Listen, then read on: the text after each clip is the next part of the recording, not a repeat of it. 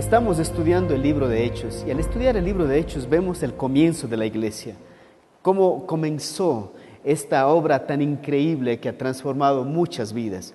Y el poder que tenía la iglesia en ese tiempo era el Espíritu Santo y era el Evangelio. Y esta noche vamos a ver el poder del Evangelio. ¿Qué poder tiene el Evangelio en la vida de las personas, en la comunidad y en las naciones? En el libro de Romanos capítulo 1, verso 16, San Pablo escribe y dice: porque no me avergüenzo del Evangelio, porque es poder de Dios para salvación a todo aquel que cree, al judío primeramente y también al griego. Pablo dice: yo no me voy a avergonzar de lo que estoy predicando, yo no voy a esconder lo que creo, yo no voy a creer solo, voy a compartir con todo el mundo, voy a llevar el Evangelio a otros lugares. Y la pregunta es, ¿por qué nosotros en cambio vivimos en un tiempo donde nos hemos avergonzado de ser cristianos? Nos hemos avergonzado de leer la Biblia, de compartir del Señor. Algunos quizás por miedo, otros porque quizás dices no me van a creer, otros porque quizás dicen no sé cómo hacerlo. Pero de alguna otra manera yo creo que es una generación que ha escondido el Evangelio, el cristianismo. Pero Pablo dice: no me avergüenzo, porque el Evangelio dice es poder de Dios, es Dios obrando, Dios transformando las vidas. La palabra poder es como dunamis, dinamita. ¿Alguna vez usted ha visto una explosión? Así de poderoso es el mensaje del Evangelio, que algo ocurre en la vida de las personas. ¿Y por qué no debemos avergonzarnos del Evangelio? Mire lo que es capaz de hacer el Evangelio en el verso 37.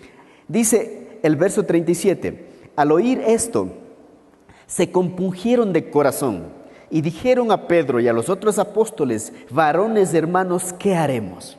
¿Sí ve el poder del Evangelio? De tal manera dice, se compungieron de corazón.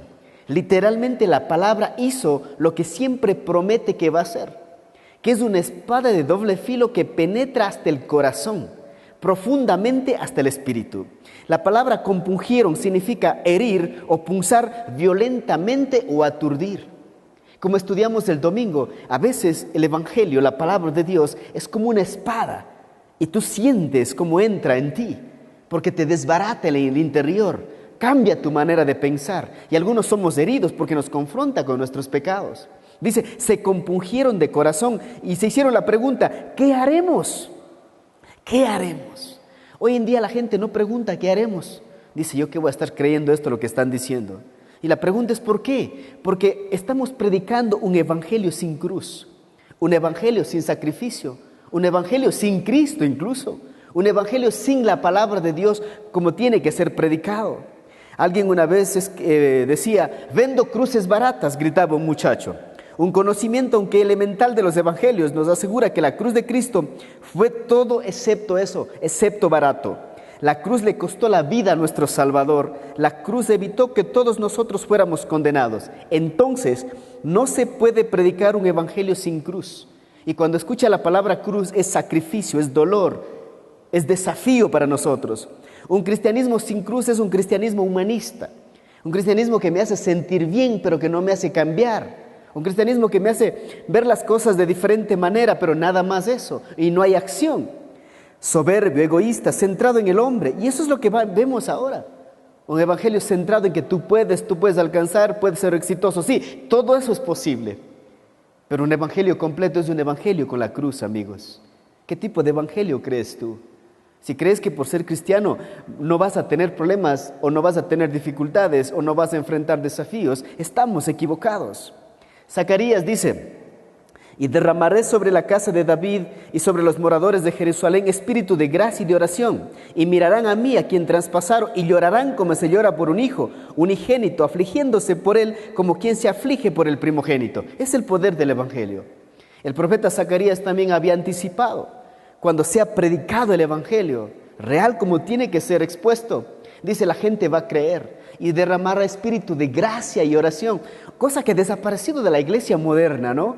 La oración ha desaparecido totalmente. Si somos sinceros, ¿cuántos de nosotros realmente el día de hoy oramos? 5 minutos nada más. No sé si lo hicimos. Se dice una vez que un misionero contó la historia de Jesús en una aldea india. Después la proyectó en diapositivas en una de las paredes blancas de la casa. Y cuando llegó a una de las escenas que se veía la cruz, un hombre se puso de pie y vino corriendo al frente y dijo con voz conmovida: baja de la cruz, Hijo de Dios. Soy yo, no tú, el que tiene que colgar de allí. ¿Cuántos de nosotros decimos eso al ver a Jesús? Porque Él tomó nuestro lugar. Nosotros debimos de estar allí. Ni estando allí hubiésemos podido salvar nuestras vidas. Pero Él estuvo allí en la cruz. ¿Cuántos de nosotros tenemos esta actitud de decir, baja de la cruz, Hijo de Dios? Soy yo, no tú, el que tiene que colgar de allí. Cuando llegamos a entender la cruz, el poder de la cruz, jamás nos avergonzaremos de predicar el Evangelio. Jamás pondremos excusas para servir a Dios con excelencia, con pasión, con amor. Jamás encontraremos excusas para decir, ya no quiero seguir el camino de Cristo. Cuando entiendes la cruz, al sentir el Evangelio traspasando sus corazones, hicieron una pregunta, ¿qué haremos? Estaban compungidos, dijeron, ¿qué haremos? La pregunta es, ¿ha hecho usted esa pregunta? ¿Qué hago ahora que estoy escuchando el Evangelio? ¿Qué hago ahora que sé que la cruz tiene poder? ¿Qué hago ahora que sé que el Evangelio tiene poder? ¿Qué hago? Ellos dijeron, ¿qué haremos?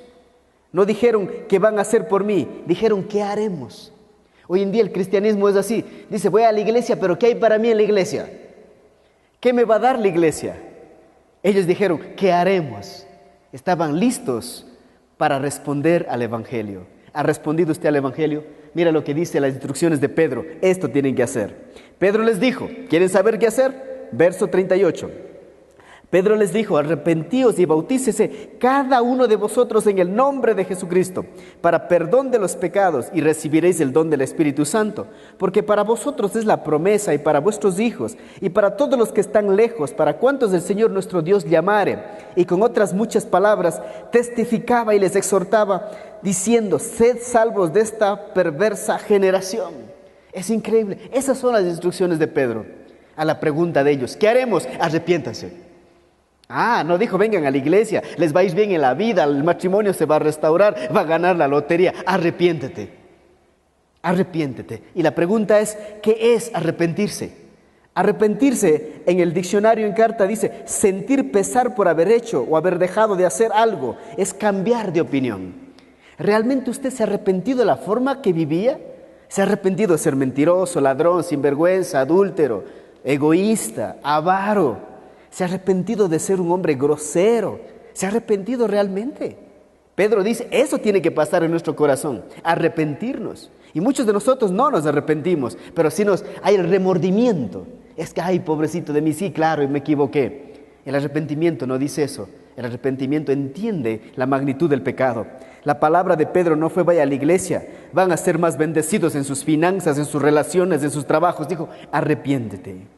Arrepentimiento entonces es la traducción al español de la palabra metanoia, que significa cambiar de mente, nuestra forma de pensar. No obstante, esta idea en el Nuevo Testamento está fuertemente influenciada lo que es volver. Esto es arrepentirse, según el Antiguo Testamento. Dice, Jehová amonestó entonces a Israel y a Judá por medio de todos los profetas y de todos los videntes diciendo, volveos de vuestros malos caminos. Eso es arrepentirse. Deja de ser adúltero.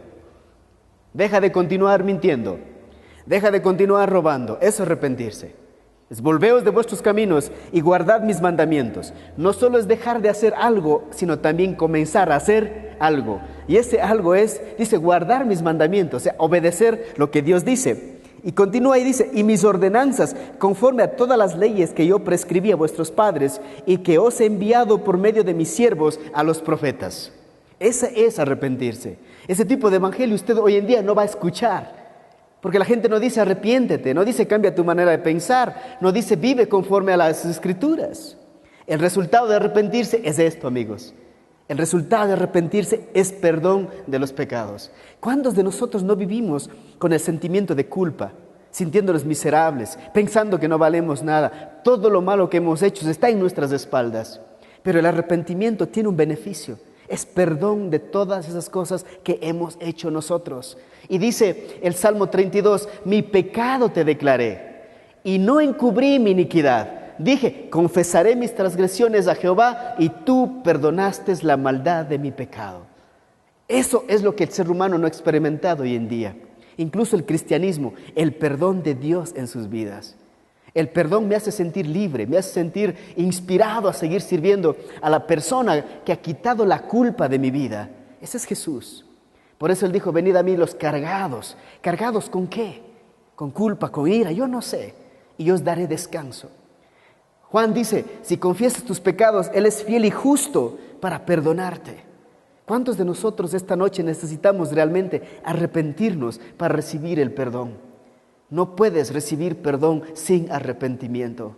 Hoy en día ya no se habla del arrepentimiento, sino habla de la autoestima, de justificar el pecado. Pero David dice, te confesé mi pecado, te declaré, no encubrí. La Biblia dice en Proverbios, el que encubre sus pecados no prosperará. Justificando el maltrato a tu esposa, justificando el maltrato a tus hijos, justificando el adulterio, no prosperarás. Arrepiéntete. No tienes por qué avergonzarte ante Dios. Todos hemos fallado. Él está esperándote para perdonarte, para derramar sobre ti el Espíritu Santo, el amor. ¿Quién predicó sobre el arrepentimiento? Dice en Mateo 3:1, en aquellos días vino Juan el Bautista predicando en el desierto de Judea diciendo, arrepentíos porque el reino de los cielos se ha acercado. Juan el Bautista predicó sobre el arrepentimiento. ¿De quién más predicó sobre el arrepentimiento? Mateo dice, desde entonces comenzó Jesús a predicar y a decir, arrepentíos porque el reino de los cielos se ha acercado. Mateo 6:12, y saliendo predicaban que los hombres se arrepintiesen. Juan el Bautista, Jesús, los discípulos. Hechos 17:30, pero Dios habiendo pasado por alto de esta ignorancia, ahora manda a todos los hombres en todo lugar que se arrepientan. Ese era el mensaje de la primera iglesia. No era vamos a una conferencia de finanzas para que usted sea próspero. Iban y decían, arrepiéntase de su pecado. Porque Jesús enseñó eso. Los discípulos lo hicieron, Juan el Bautista lo hicieron. Entonces, cuando usted hable a alguien del Señor, por eso la primera lección de este proyecto de 1 millón de vidas, ¿cuál es? Señor, sálvame. Es llevar al arrepentimiento a las personas. No traiga a la persona a la iglesia, llévelo a los pies de Cristo. A los pies de Cristo se va a arrepentir. Hay iglesias que están llenas de personas que irán al infierno, porque nosotros no le hemos enseñado el significado del arrepentimiento, el significado de ser cristiano. Entonces, ¿qué debemos predicar nosotros? Mira lo que dice Lucas 24:7. Dice, y que se predicase en su nombre el arrepentimiento y el perdón de pecados en todas las naciones, comenzando desde Jerusalén. Esta es una orden directa también. Dice, nosotros para alcanzar este mundo vamos a predicar que se arrepientan. ¿Acaso este mundo no necesita arrepentirse? Claro. Somos asesinos, matamos millones de niños cada año. Se llama aborto, el adulterio, el divorcio, el maltrato. Esta sociedad necesita arrepentirse de la indiferencia hacia los necesitados, a la gente que está viviendo en la pobreza. Nos hemos vuelto egoístas. Es una sociedad que necesita arrepentirse. Y la iglesia tiene que estar consciente de eso, que solo el arrepentimiento puede cambiar a una persona. Usted puede hacer muchas cosas por las personas, pero si ellos no se arrepienten, jamás podrán ser libres de su pecado. Y como consecuencia del mensaje, ¿qué pasó? 3,000 se añadieron a la iglesia. 3,000. Verso 41 dice, así que los que recibieron su palabra fueron bautizados y se añadieron aquel día como 3,000 personas. ¿Cuántas personas se añaden en este sermón? 3,000. Imagínense, en un sermón ya hay 3,000 personas viniendo a la iglesia. ¿Y por qué hoy en día no ocurre eso? Pasa 10 años y no llegamos a 3,000. Pasa 20 años. Porque la iglesia junta estaba haciendo lo que tenía que hacer, orando y predicando. Y ellos veían esto porque hacían lo que la Biblia dice, nada más. El resultado de la predicación fue realmente asombroso. La iglesia creció de 120 a más de 3,000. Si todos nosotros nos involucráramos en predicar el Evangelio, probablemente en un año tendríamos Ecuador caminando con el Señor. 3,000 personas. Oye, hay mucha gente que dice, ya no me voy a la iglesia porque ha crecido, está muy grande, nadie se conoce. Había 3,000. Y más adelante vamos a ver 5,000. Dicen que probablemente en el primer año la iglesia de los Hechos había como 50,000 personas. 50,000. No se trata únicamente de que yo crea, de que yo me sienta bien en algún lugar. Mientras más almas haya, es mucho mejor, amigos. Este fue el premio a la valentía de predicar en vez de oír. Muchos de nosotros no vemos lo que quisiéramos ver, lo que soñamos con ver, porque somos cobardes. Y yo les enseñé el domingo que la cobardía anula el talento y la creatividad. La cobardía anula el talento y la creatividad. La cobardía hace que yo no haga las cosas que sueño con hacer. Pero aquí vemos un premio del Señor a la primera iglesia. Fue de predicar en vez de huir. ¿Y cuántos de nosotros hemos huido?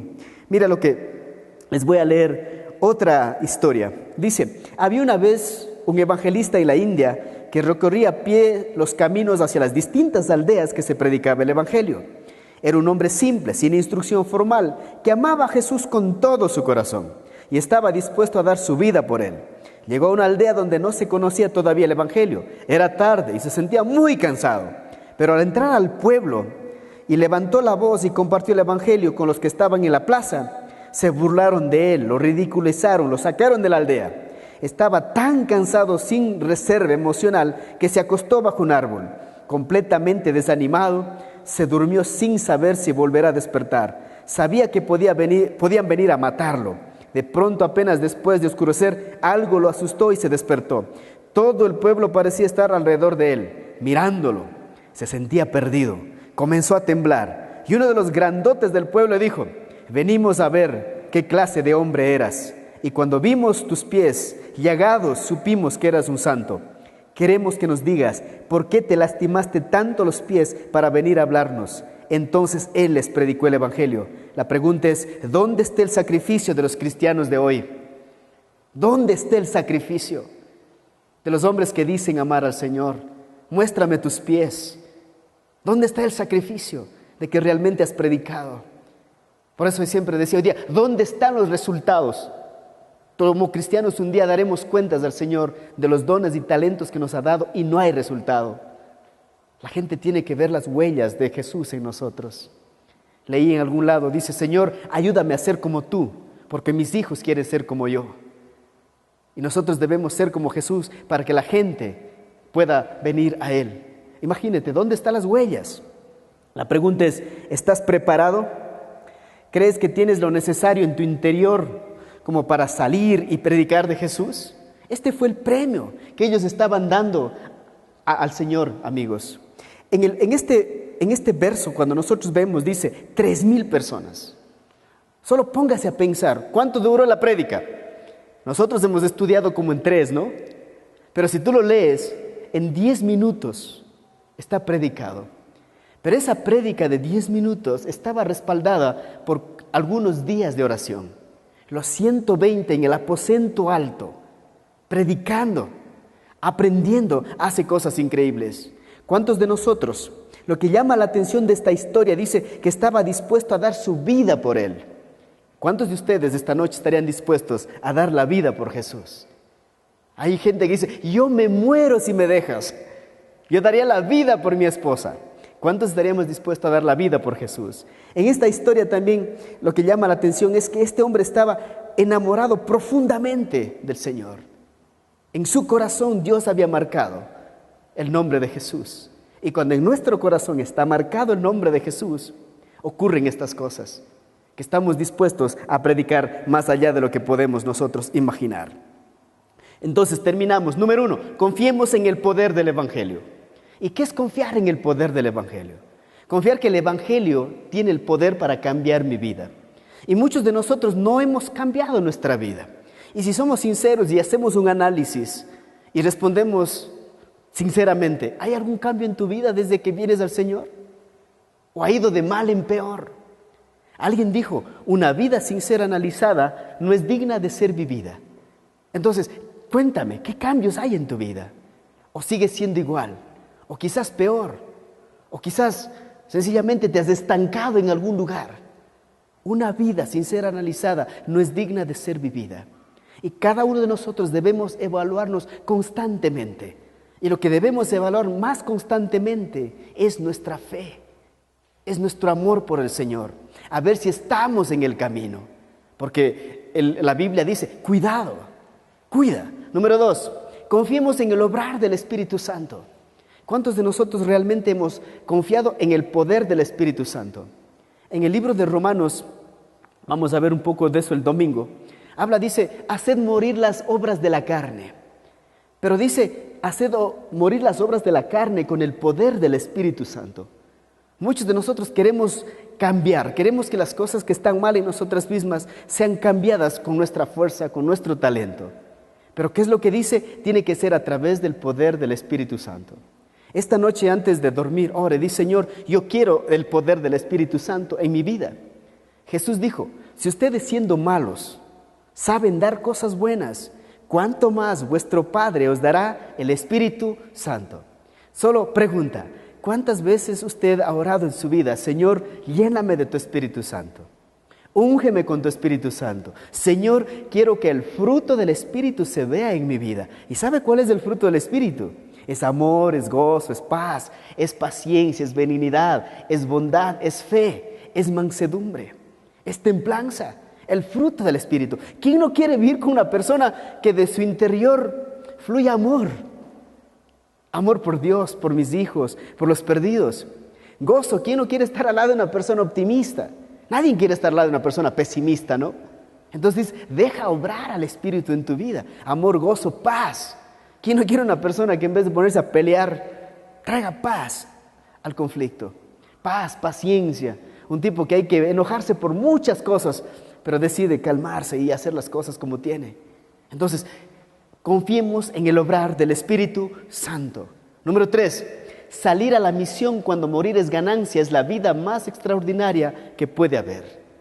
San Pablo dijo: para mí el vivir es Cristo y el morir es ganancia. ¿Cuántos de nosotros podemos interpretar este texto de una manera tan personal? Para mí, dijo él, el vivir es Cristo. Él estaba ya no viviendo para él mismo. Por eso en el libro de Gálatas dice: a mí ya no me importa mucho lo que la gente dice de mí. Lo que a mí me importa realmente es lo que Cristo piensa de mí. Porque había un conflicto con él en ese asunto. Dice que algunos predican a Cristo por envidia, otros por celos y otro por amor. Y algunos por añadir dolor a las otras personas. Cristo es predicado. Pero ¿qué es lo que está diciendo aquí en la conclusión? Salir a la misión cuando morir es ganancia. ¿Cuántos de ustedes han visto o han pensado que morir es una ganancia? ¿Cuántos de ustedes han pensado que pueden morir esta noche? Que quizás mañana ya no estemos aquí. Hoy día comentaba acerca de la muerte con alguien porque dice: ¿y qué pasa si mueres? Digo, he estado entrenando a mis pequeños para que sean autónomos, independientes cuando yo no esté. ¿Está usted enseñando a sus hijos a ser independientes de usted cuando ya no viva usted a su lado? Independientes financieramente, independientes emocionalmente. Wow, usted dice: hay que hacer eso con los hijos, hay que prepararlos, porque un día podemos morir. El Salmo 116:15 dice: estimada es a los ojos del Señor la muerte de sus santos. Entonces dice: morir es ganancia. ¿Por qué es ganancia? Porque San Pablo dijo una vez: no sé qué escoger, si quedarme con ustedes o irme con el Señor, aunque me encantaría irme con el Señor porque es lo mejor. Pero muchos de nosotros no pensamos en la muerte. Pero una persona que sabe que puede morir, vive apasionadamente cada día, disfruta cada día. El hoy es tan importante para él que no está afanado por el día de mañana, porque vive bien el día de hoy. Quizás usted y yo mañana no estemos aquí. No desperdicie su vida viviendo de la forma que está viviendo, enojado, peleado. Yo no sé cómo estás viviendo, porque mañana quizás el Señor dice: es hora de volver a casa. Es hora de volver a casa. Es la vida más extraordinaria que pueda haber. Llevar a alguien a Cristo era la pasión de Pablo. Él decía: tengo que llevar el Evangelio a todo el mundo. Y él una vez dijo: ay de mí si no predico el Evangelio. Cuando usted vea la predicación del Evangelio como algo extraordinario, no como algo de venir un miércoles o un domingo, cosa que es parte de nuestra vida cristiana, y le lleve fuera de la iglesia esa experiencia, le prometo que su vida va a cambiar.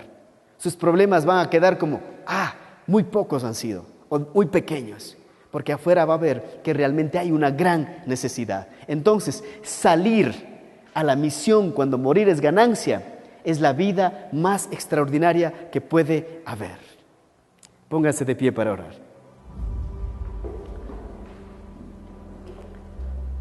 Señor, te damos gracias por esta hermosa noche. Gracias porque nos desafías a vivir vidas que vayan más allá de lo que nosotros podemos imaginar. Queremos pedirte, Señor, que el predicar el Evangelio se vuelva parte de nuestra vida, que sea algo que lo hagamos tan natural que el mundo pueda ver en nosotros el mensaje y a través de nuestros labios también escuchar la verdad que tú nos has encomendado. Padre, tu palabra dice que debemos arrepentirnos de nuestros pecados para recibir el perdón. Y esta noche te quiero pedir, Señor, que perdones nuestros pecados, que limpies nuestra mente, nuestro corazón y que podamos vivir para ti. Gracias por este mensaje y ayúdanos a vivir como vivió la primera iglesia, Señor, dispuesta a predicar el Evangelio en cualquier circunstancia que sea. En el nombre de Jesús, amén.